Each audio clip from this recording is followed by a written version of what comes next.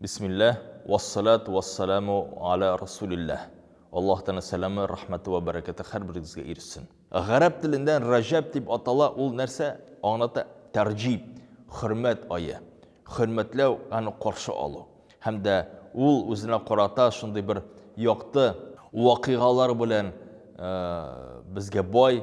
En birincisi alardan bulup tura ol İsra ve Mi'raj vakıgası qaysı Peygamber sallallahu aleyhi ve sellem bilen bilgili hem de şu İsra ve Mi'raj aldığından Peygamber sallallahu aleyhi ve sellem'nin kalbin ikinci mertebe ferişteler aşıp juvalar yanadan anı kukeregine urnaştıralar hem de şundan sonra o İsra hem de Mi'raj vakıgasında katnaşa. Peygamber sallallahu aleyhi ve sellem turmuşuna iki mertebe anı kukeregi aşıla. Başta belege şağında әлі ол өзінің көкірек анасы Халимеде yaşagan вақытта, екіншісі енді ол айтырлық пейғамбарлық уақытында, шушы Исра һәм Миғраж алдынан. Аллах Субхана Тағала шушы Рajab айларында болған вақиға, яғни Исра һәм Миғраж вақиғасына қарата бір аят индіре истауды біле. سبحان الذي أسرى بعبده ليلا من المسجد الحرام إلى المسجد الأقصى الذي باركنا حوله لنريه من آياتنا. Elbette şistapak Allah Subhanahu Teala'nın kulu bilen Peygamber Muhammed Mustafa sallallahu aleyhi ve sellem bu mübarek kişide kuştu. Kişke kuşu bilen kuştu Peygamber sallallahu aleyhi ve sellem indi Al-Quds Yerusalim jerliklerine. Bir hayvan burakı üstünde. Ne sebepten? Allah Subhanahu Teala ayta, benim ayetlerimni, mucizelarını ko'rsatar ishindi. Qadrli cemaat, Isra hamda Mi'raj bir yoqdan ol bizden 5 vaqt namazımızını qonunlashtiru, Peygamberning derecesini ikinci peygamberler qarşısında ko'rsatuv kisha bo'lsa da, shul vaqtda peygamberga zo'r quvvat istov bir kishasi edi.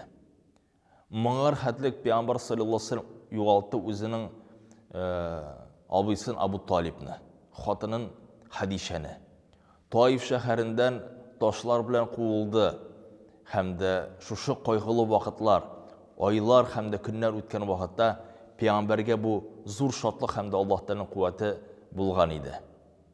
Qachon u Al-Quds jerliklarına kelgach, Jibril alayhissalom bilan tirgizildi barcha payg'ambarlar hamda rasullar hamda alar Peygamber Muhammed Mustafa sallallahu aleyhi ve sellem arasında indi olğa koyup onun ortunda namaz okuganlar. Nihatlik ul alarga kuvvet buldu hem de Peygamber sallallahu aleyhi ve sellem'nin ko'ngilini ko'tararlik bir sebep buldu. İkinciden indi Mi'raj deb atala, indi ul Yerusalimdan Peygamber sallallahu aleyhi ve sellem 7-chi ko'kka ko'taruv hem de Allah Subhanahu Teala bilan uchrashuvi. Allah Subhanahu Teala bu meselesinde bizge Necm suresinde ayta istauzu billah. Ve laqad ra'ahu nazlatul ukhra 'inda sidratil muntaha 'indaha jannatul ma'wa iz yaghsha sidratal ma yaghsha ma zaghal basar ve ma tagha laqad ra'a min ayati rabbihil kubra. Allah Subhanahu Teala peygamberi ko'tarildi jiydi ko'klarga. G'arishdan ustunroq hamda Allah Subhanahu Teala'ga yaqinaydi. Qaysini hatta Jibril alayhissalom yaqinay olmadi. Hem de şu vaxtını nişi kurdu Peygamber sallallahu aleyhi ve sellem Jibril aleyhisselam'da orta qalğanın ulaytı nişi indi bir do'st o'zini do'stini qoldirib alır mikan mana şu o'rinlarda degeç Jibril aleyhisselam aytdi bu indi mening o'rinim bundan qo'zg'alsam şu o'rinimdan men yonam deb aytib qo'ygan. Ya'ni hatta Jibril aleyhisselam şu hatli zo'r darajalarga ko'tara olmagan. Allah Subhanahu Teala'nın yaqin bir farishtasi hem de şu orunlarda Cibril aleyhisselam hatta Sidratul Muntaha yani mahluklarını indi en songu bir derecede bulgan orunu bir sidra degen ağaç tiresinden üstünürek hatta buldu. Hem Allah Subhanahu Teala bilen Peygamber sallallahu aleyhi ve sellem uçraştı, oralaştı hem de uçraşığı buldu perde aşağı. Elbette Allah Subhanahu Teala'nın göz Allah bilen ol kurmadı. Perde aşağı buldu. Lakin de silaşığı vahiy aşağı buldu. Elbette bizim kişiler şekilde indi aralaşu ravuşunda tugil nişik birimizni biz ko'ramiz, anlaymiz, nindi tusda, nindi ravishda bo'lishimizni Peygamber sallallahu aleyhi ve sellem Allah subhanahu teala alay görmedi. Perde aşağı buldu aralaşığı. Lakin de Allah bilen aşaraşığı buldu. Hem de ul yaktan Kur'an-ı Kerim'de bizge bir delil bulup tura. Mi'raç kişisi cemaat anın bilen gene mahsus bilgilenmeyi qaşın Allah bilen aşaraşığı 55 vakit namaz.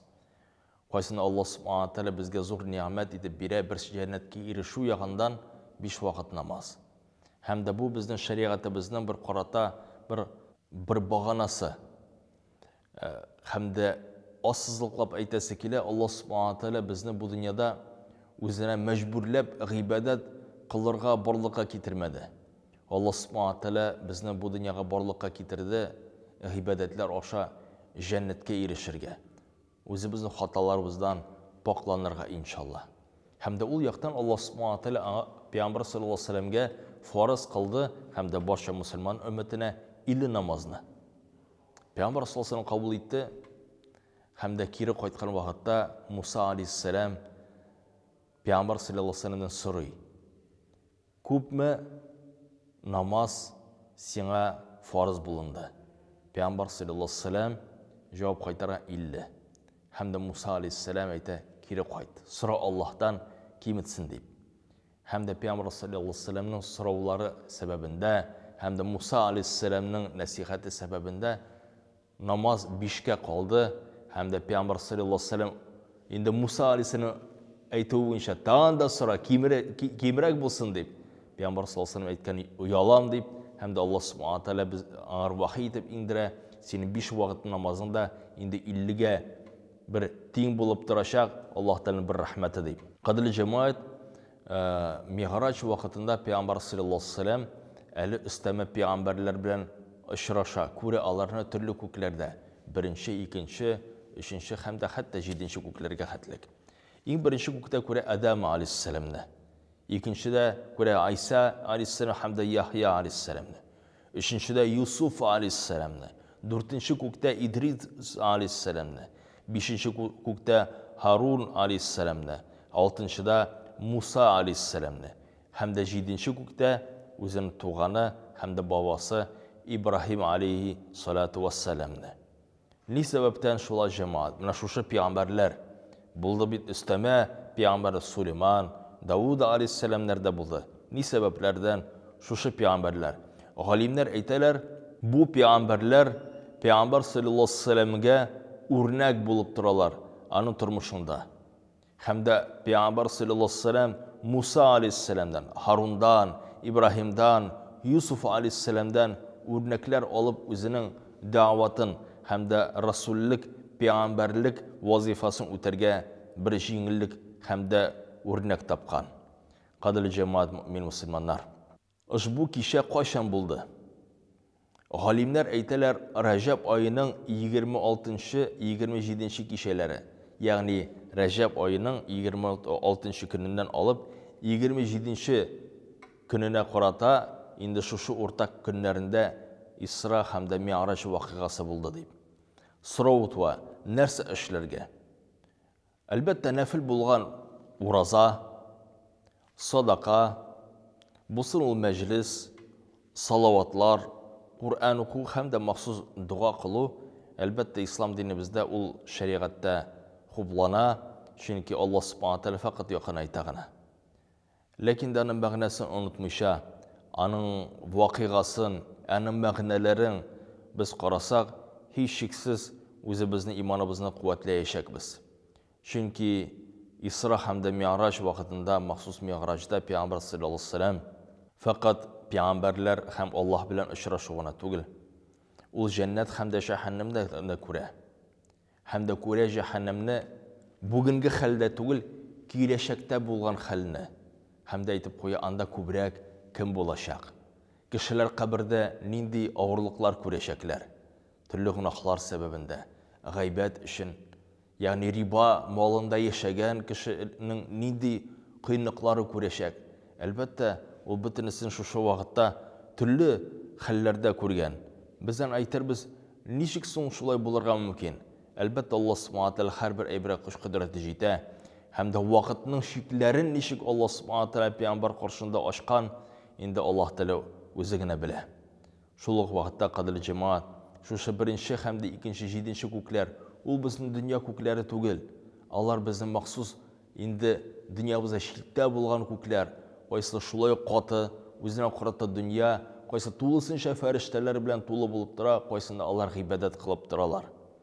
Шул ук вакытта ул күргән Адәм алейһиссаламны шундый хәлдә, сулга караган вакытта ул үзенең алашкан өммәтен күрә, ягъни Адәм балаларын, без бөтенебез Адәм алейһиссалам балалары. Шул вакыт уңга караган вакытта ул күргән барча мөселманнарны Аллаһның динендә һәм дә җәннәтле кешеләрне, кайсылар ул аларга караган вакытта йөзләре нурланып киткән, ул җылмаеп җибәргән. Кадерле җәмәгать, нинди рәвештә булган һәм дә нинди дәрәҗәләрдә булган Пәйгамбәр саллаллаһу алейһи ва саллям, ул һичшиксез безгә бер зур үрнәк һәм дә мисал. Һәм дә бу үзенә карата сыналмыш та булды Пәйгамбәрнең сахабаларына. Чөнки Пәйгамбәр кире кайткач, ул әйтә бит: "Мин бер кичә эчендә булдым Иерусалимда, бер кичә эчендә булдым 7нче күкләрдә, Аллаһ белән аралаштым" дигәч, мөшрикләр аны өстеннән көлә башлыйлар. Хәтта сахабаларда да шик уяна. Ничек инде 1200 чакрымда бер кичәдә узып кайтып була? Шул вакытта Абу Бакр әйтеп куя: "Мин ди ышанам ди, Аллаһның фәрештәсе аның каршына килеп йөргәнен, Аллаһның вахие төшкәнен ышанам ди. Инде маңа ышанып була инде" дип әйтеп куя. Һәм дә шуннан соң Абу Бакрны Ас-Сиддиқ дигән, ягъни дөресләүче, исбатлаучы дигән исем белән, кушамат белән исти башлыйлар. Кадерле җәмәгать, әлбәттә шушы вакыйгалардан гыйбарәтләнеп, тарихларны өйрәнеп, иншалла, үзебез балаларыбызга сөйләп, инде изге эштә Рәҗәб аен үткәрергә насыйплардан иләсен. Ассаламу алейкум ва рахматуллаһи ва баракатуху.